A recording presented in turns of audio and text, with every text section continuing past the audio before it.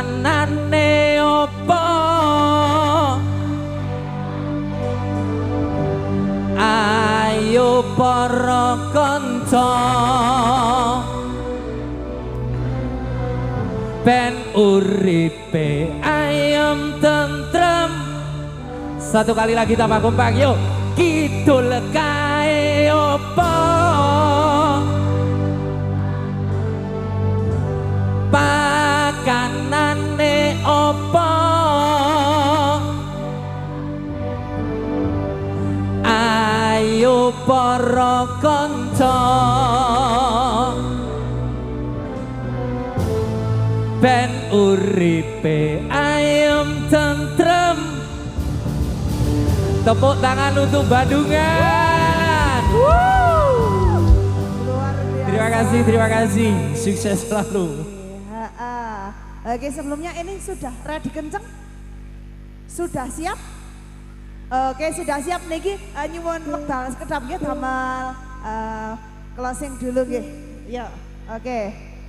Sik nggih nyuwun ngapunten riyen nggih. Sebelumnya kami ucapkan mohon maaf nggih yang sebesar-besarnya untuk mungkin dari tempat, mungkin dari soal keamanan dan juga yang tersedia di sini masih terbatas. Kami ucapkan terima kasih juga nggih untuk penyelenggara nggih. Terima kasih juga untuk UMKM yang sudah mendukung. Betul. Terima kasih juga untuk sponsor-sponsor yang telah mendukung juga, vendor yang telah mendukung juga. Terima kasih untuk seluruh jajaran keamanan. Terima kasih juga untuk seluruh warga masyarakat Ngunut Jedes Bandungan dan juga seluruh masyarakat penonton juga matur sembah nuwun. Sekaligus kami ucapkan terima kasih kepada seluruh panitia yang sudah bisa menyelenggarakan acara pada malam hari ini.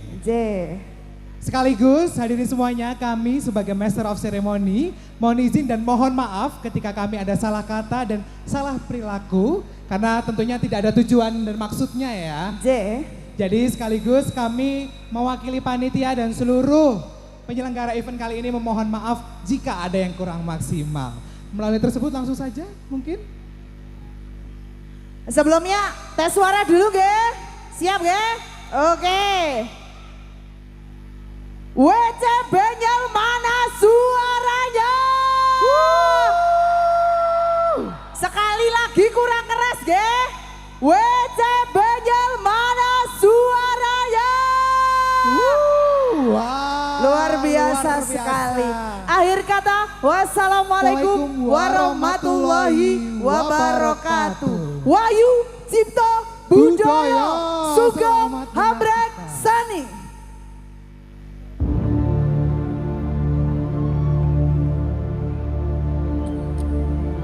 Wahyu Cipto Budaya.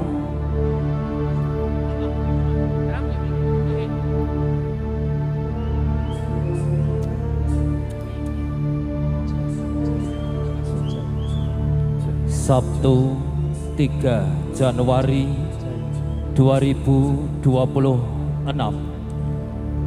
Malam kebahagiaan untuk Sohibul Hajah. Beliau Bapak Teguh Waluyo beserta Ibu Saryati.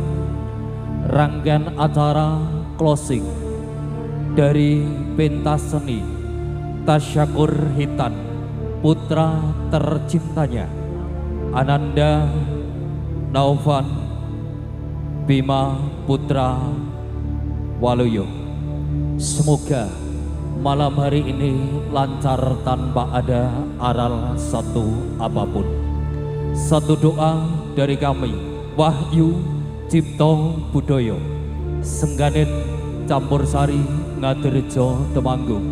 Perkenankanlah menyapa segenap pengunjung, penonton sedulur WCB dengan doanya Bismillahirrahmanirrahim. Assalamualaikum warahmatullahi wabarakatuh.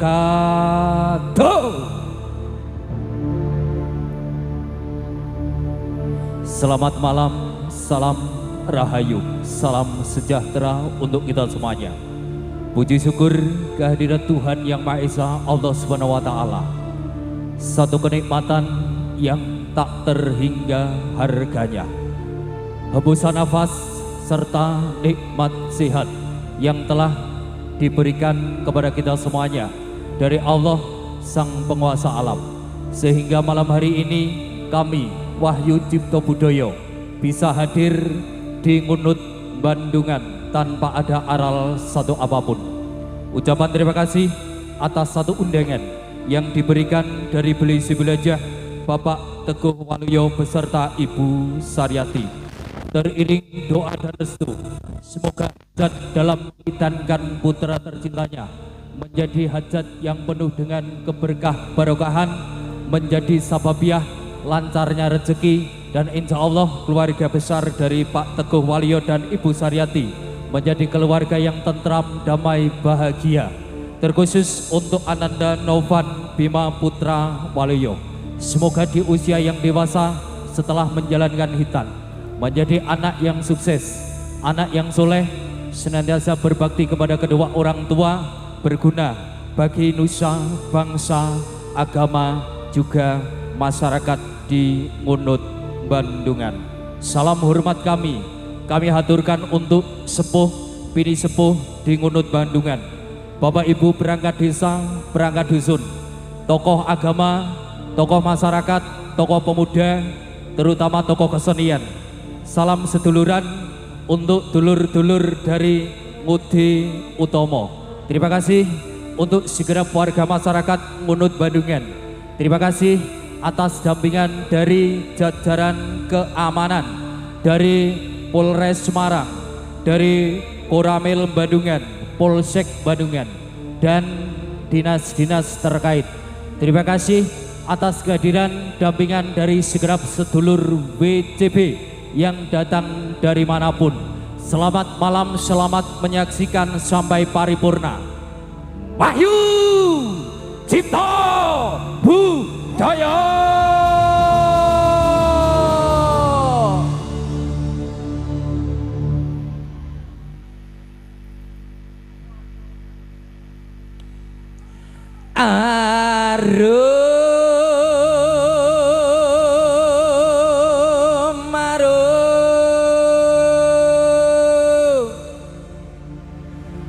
Burat wangi lir Banjaran Sari,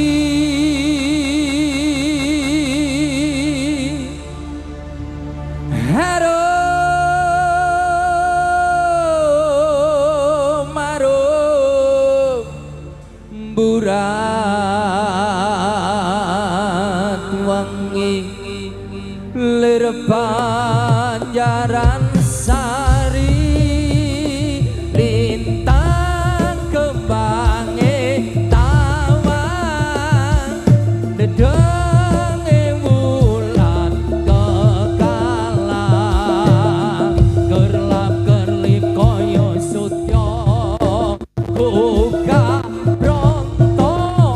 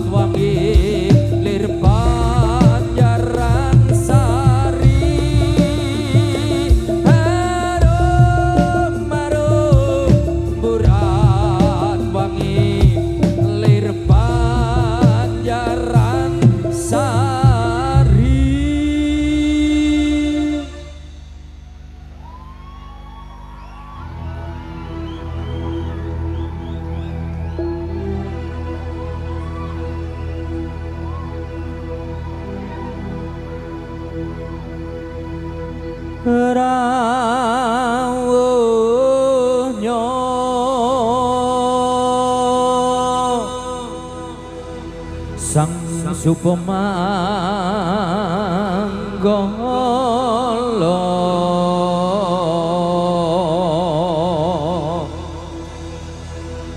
kang hangasta Sekar duwi warna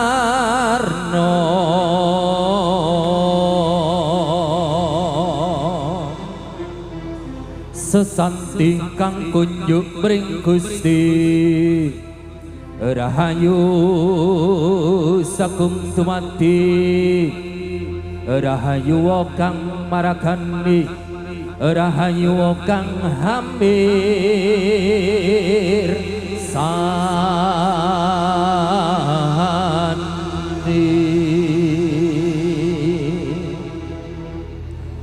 La ilaha illallah al-malikul hakul mubin Muhammadur Rasulullah Shadiqul wadil amin La ilaha illallah al-malikul hakul mubin Muhammadur Rasulullah Shadiqul wadil amin Maulaya sholli wa sallim daiman abada alal habibika khairi khalqi kullihim Maulaya sholli wa sallim daiman abada alal habibika khairil khalqi kullihim La ilaha illallah al-malikul mubin Muhammadur Rasulullah Shadiqul wadil amin La ilaha illallah al-malikul hakul mubin Muhammadur Rasulullah Shadiqul wadil amin Maulaya sholli wa sallim daiman abada alal habibika khairil khalqi kullihim Maulaya sholli wa sallim daiman abada alal habibika khairil khalqi kullihim La ilaha illallah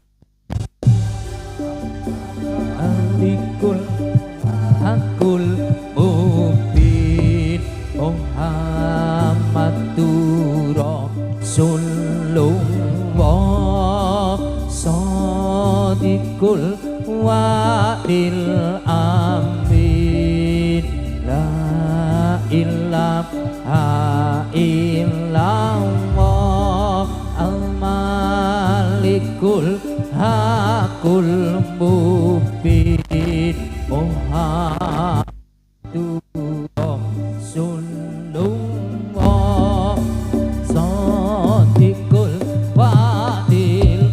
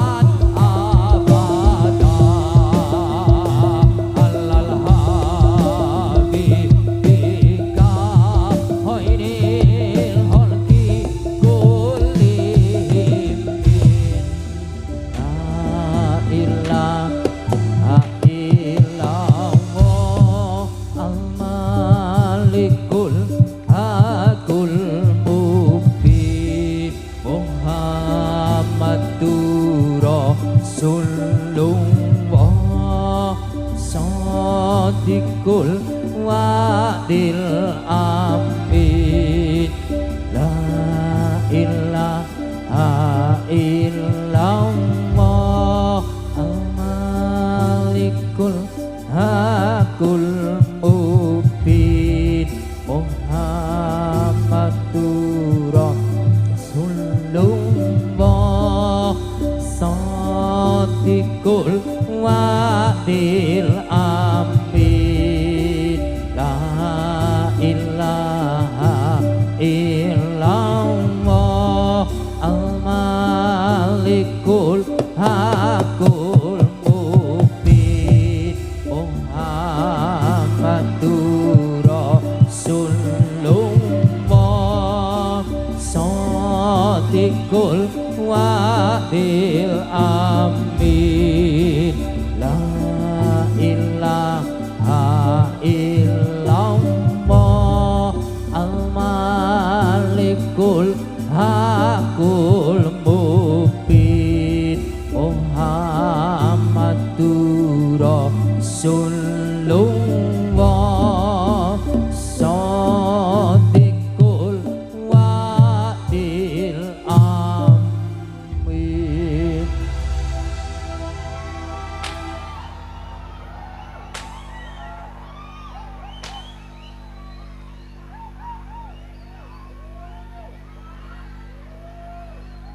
Klono Siwandono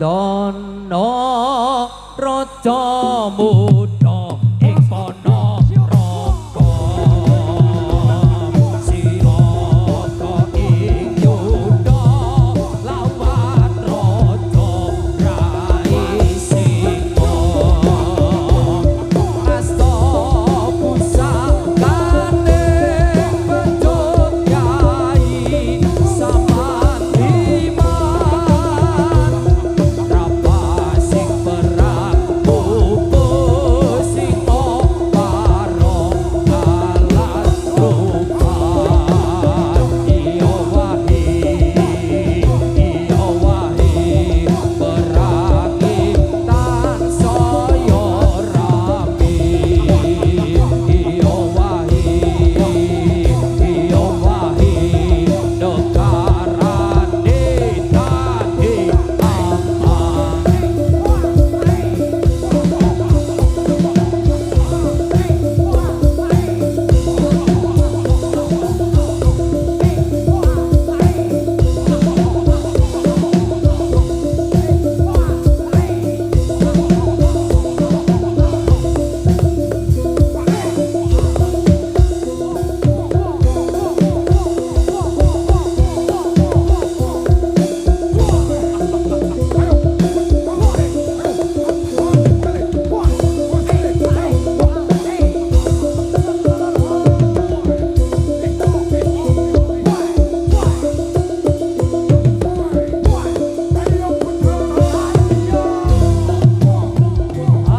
Abang-abang gendera londo wetan sithik kuburan mayit lambe abang ku tondo moto wedak kubur ku golek duit tul jahit jahit jatul jahit jit kutul cari banyak doki bajul garing siji tul jahit jahit jatul jahit jit kutul cari banyak doki bajul garing siji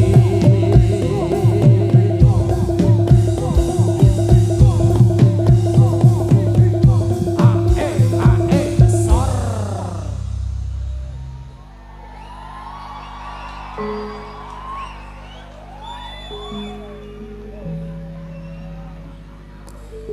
dununge kamulyan jati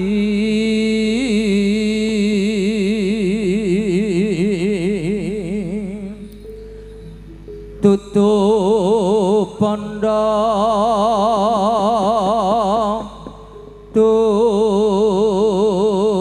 tuturupa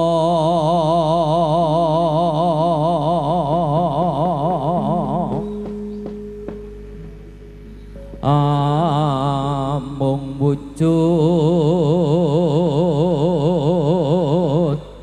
tentreme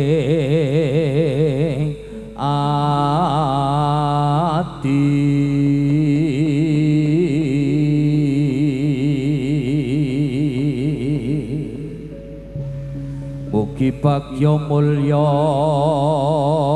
para-para kang tansah eling kang kawasa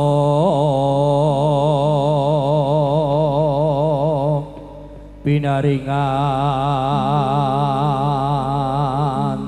tata titi tentrem lan raharja.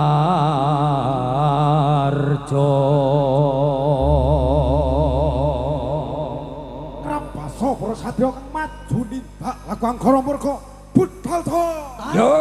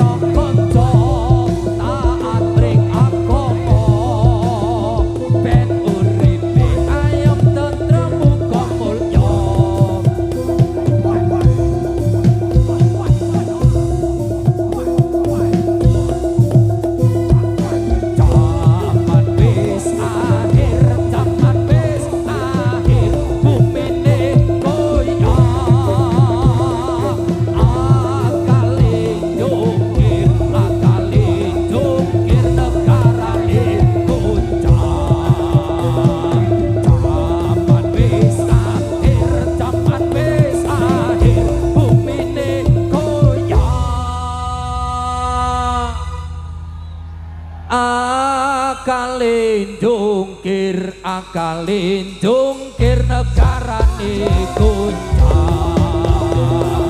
Zaman wis akhir, zaman wis akhir, donyane sungsang. Mamu mikitir imame ilang. Zaman wis akhir, zaman wis akhir, donyane sungsang. Makmume kintir, makmume kintir, imame ilang. Zaman wis akhir, zaman wis akhir, langite peteng. Atine kafir uripe leneng.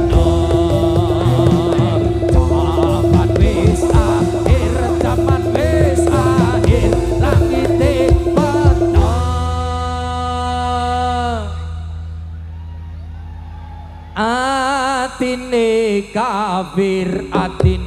kafir uripe tandha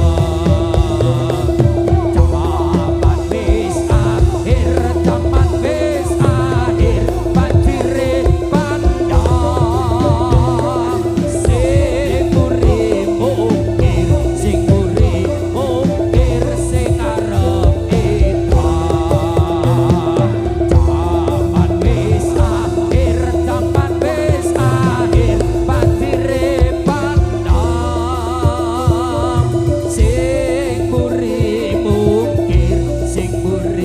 mungkir sing arep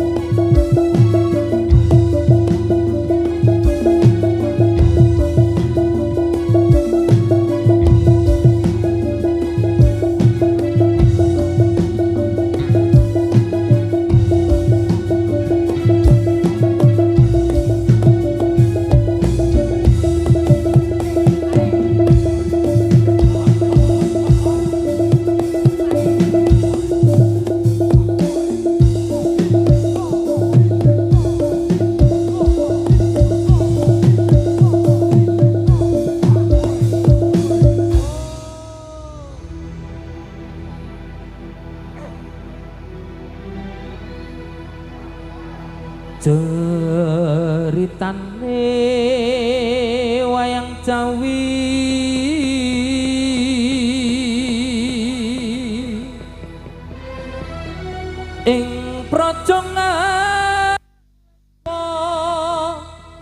raja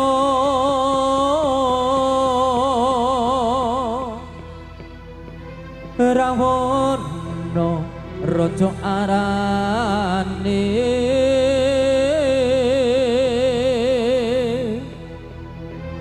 gawe keker nyolong Sinta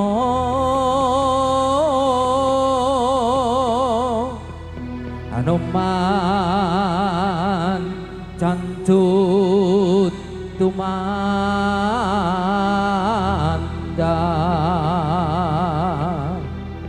ngalingko wis dadi awu kobong gedhe jroning praja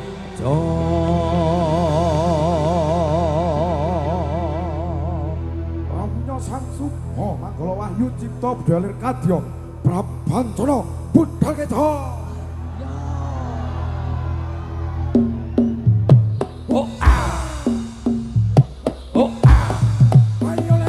Itani wayang Ramayana ingkang kala ngalika diraja Ratu Buta Rawana raja gawe geger nyolong Dewi Sinta Anoman sing kethek putih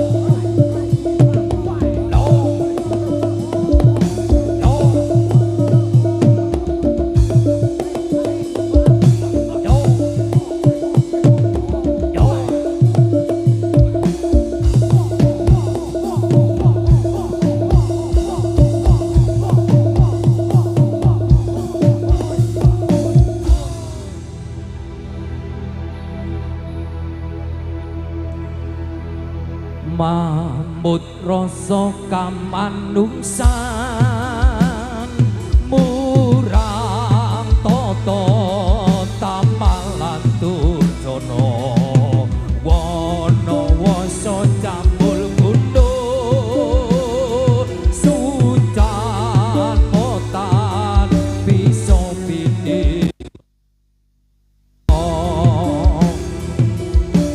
kiri kene mawingo wingo kuwana awut mawut jejer reksa bumi ajeg sari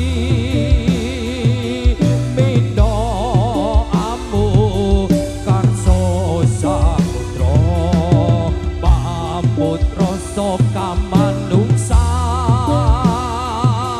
murang tata tamalan durjana wana wasa cambul gundul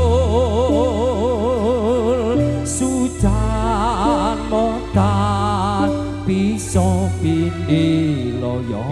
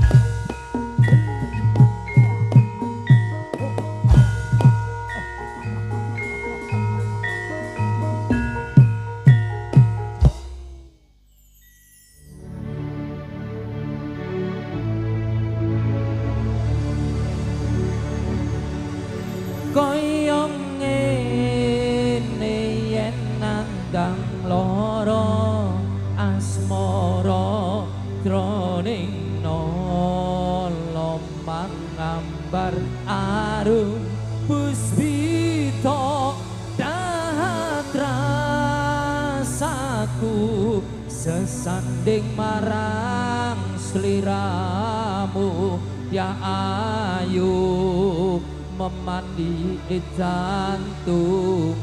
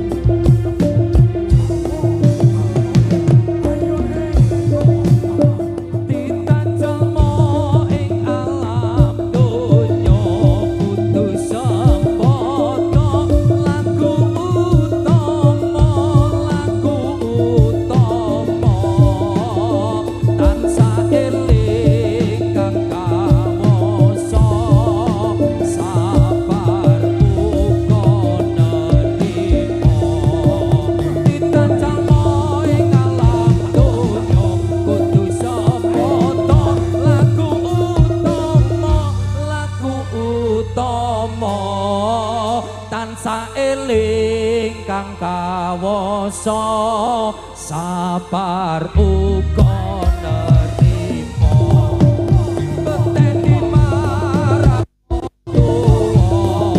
ben oleh ing suwarga ing suwarga aku beteni ditindakno ben ora dadi durhaka beteni marang wong tuwa ben oleh ing suwarga laku petik ditindakno ben ora dadi durhaka kuyup rukun marang tangga tetulung marang sasama iku kang dadi sarana majune desa uga negara kuyup rukun marang tangga tetulung marang sasama iku kang dadi sarana majune desa uga negara iki ngono namung ukara uga manfaat lan ana guna ngendikane para kena becik ketite ala ketara iki ngono namung ukara uga manfaat lan ana guna ngendikane para kena becik ketite ala ketara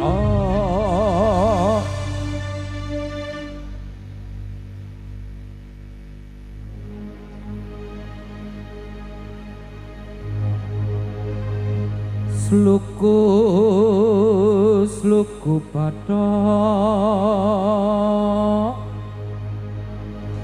bathok ilailo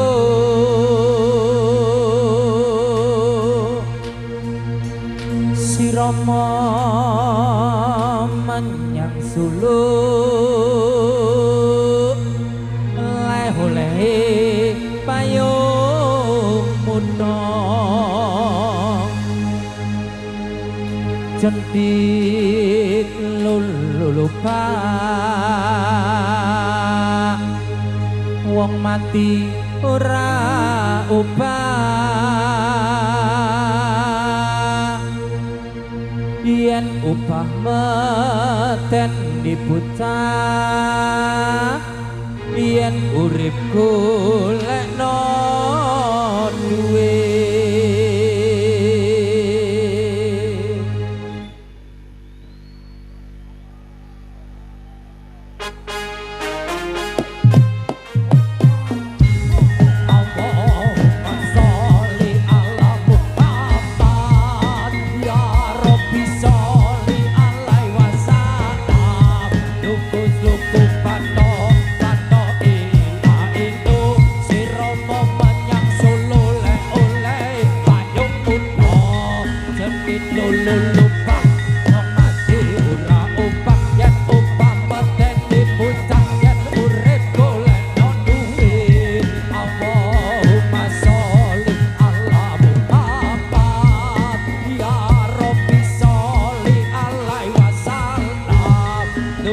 tuku patok ila ilu si romo menyang solo le oleh payung kuno sedit lulu lupa wong mati ora upah yen upah bukeni bocah yen urip golek no duit Allahumma sholli ala Muhammad ya Rabbi sholli ala wassalam. luku patok patok ilailu si Romo menyang Solo le oleh payung udo jendit lolo loba wong mati ora upayen upah medeni puncak yen urip golek no duit Allahumma sholli ala Muhammad ya Rabbi sholli alaihi wasallam luku patok patok ilailu si Romo menyang Solo le oleh payung udo jendit lolo loba wong mati ora upayen upah medeni puncak yen urip golek no duit Allahumma sholli ala Muhammad ya Rabbi sholli alaihi wasallam luku patok patok ilailu si Romo menyang Solo le oleh payung udo jendit lolo loba wong mati ora upah yen upah medeni puncak yen urip golek no duit Allahumma sholli ala Muhammad ya Rabbi sholli alaihi wasallam luku patok patok ilailu si Romo menyang Solo le oleh payung udo jendit lolo loba wong mati ora upah yen upah medeni puncak yen urip golek no duit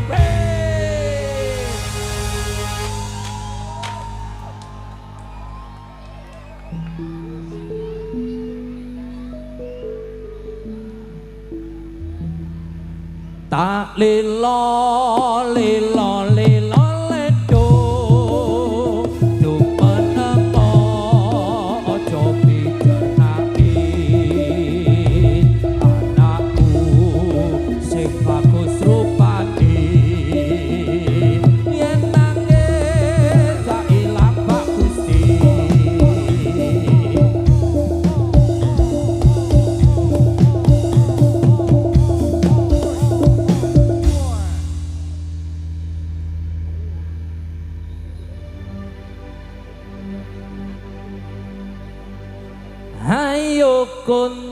ayo kondur kondur bebarengan ngati-ati ngati-ati ojo doko cekan metu pinggir pinggir sisih kiwa ngati-ati ngati-ati yen ono bebaya ayo kondur kondur bebarengan ngati-ati ngati-ati ojo doko cekan metu pinggir pinggir sisih kiwa ngati-ati ngati-ati yen ono bebaya ayo kondur bebarengan ngati-ati ngati-ati ojo doko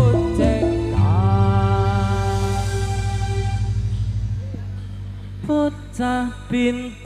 bocah pinter sesuk dadi dokter tumpakane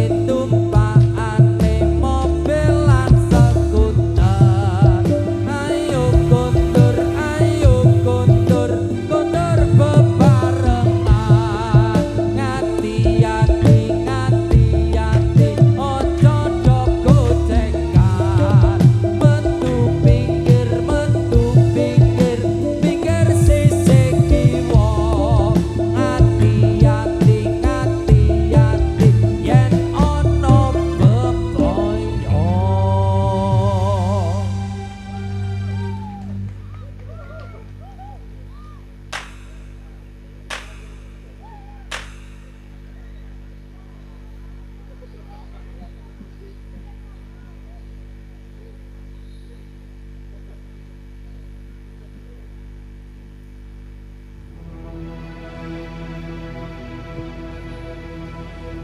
cilikanku rambutku dicukur kuntung katokku saka karung kandung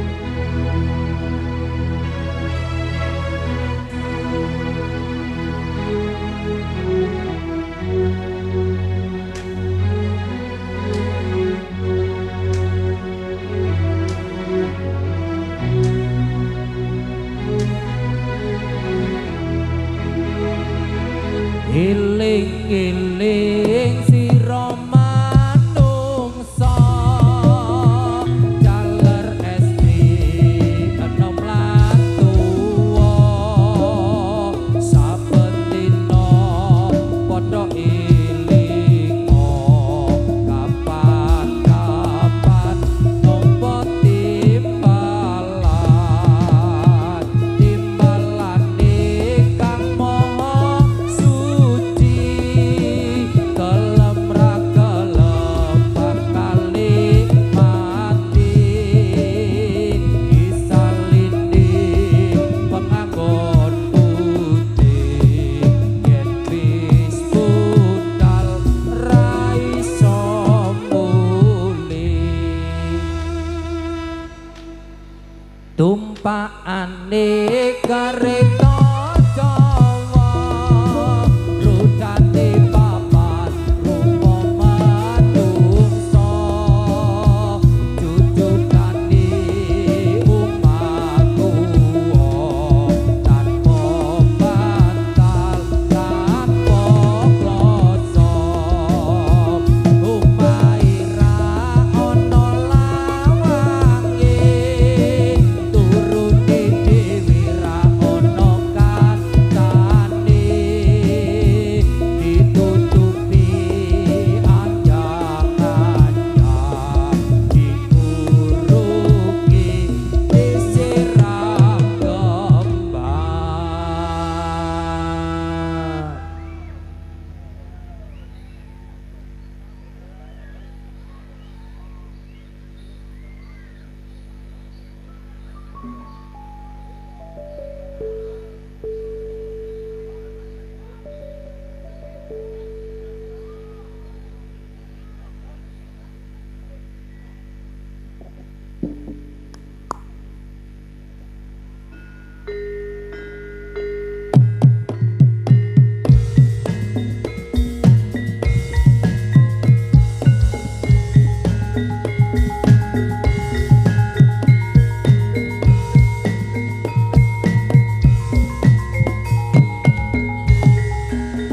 Lukus-lukus patok ela-elo sira manyang Solo oleh-oleh payung muda jentit lulupa wong mati ora obah yen obah mateni bocah yen urip golekno duit lukus-lukus patok ela-elo sira manyang Solo oleh-oleh payung muda jentit lulupa wong mati ora obah yen obah mateni bocah yen urip golekno duit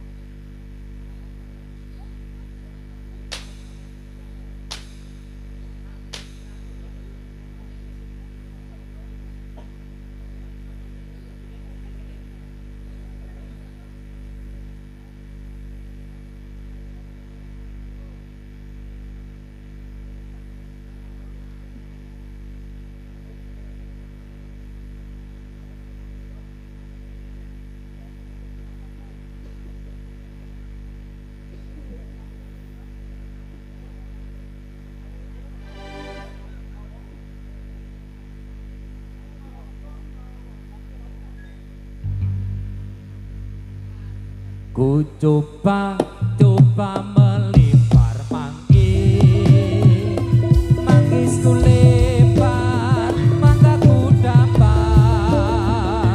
Ku coba melamar gadis, gadisku lamar janda ku dapat. Zaman edan wong tua rapi perawan, prawane yen bengi nangis wae amarga wedi karo manduke cucak rawa dawa butute sing akeh bulune yen digoyang ser aduh enake. Iki piye wong tua rapi perawan, prawane yen bengi nangis wae amarga wedi karo manduke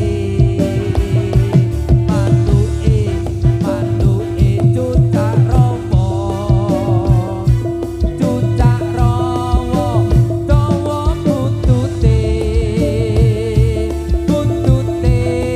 sing akeh bulune yen digoyang ser aduh penake.